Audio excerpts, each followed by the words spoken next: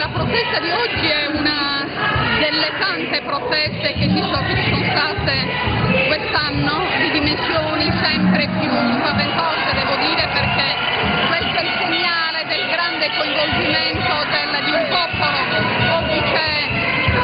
c'è il popolo sardo per strada e che protesta per la situazione economica e sociale drammatica, per cui l'impoverimento che si sta registrando è di dimensioni tali per cui la gente è davvero in ginocchio, ma con il fallimento delle piccole e medie imprese del mondo agropastorale e non solo, perché io parlo anche delle imprese del piccolo e medio commercio di Cagliari e poi tutta la Sardegna, la gente è stata messa in ginocchio dai debiti, col fatto che Equitalia, che non è da considerarsi una società privata che non ha responsabilità, Equitalia di fatto è la mano lunga dello Stato, quindi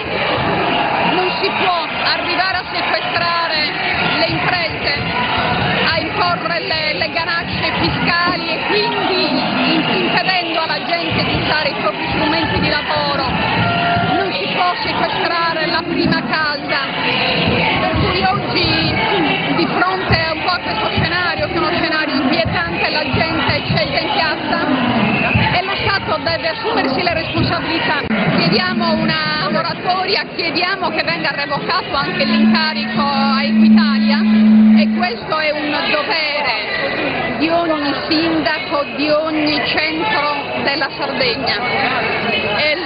La situazione si è talmente acutizzata qui da noi che si sta proiettando anche in altre regioni italiane, per cui dico che è arrivato il momento per mettere fine a questa situazione. Tra l'altro un dato molto inquietante è che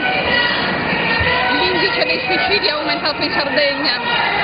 e mi dispiace doverlo dire e toccare spesso i problemi riguardanti la salute, però io sono medico e questi dati contano molto e bisogna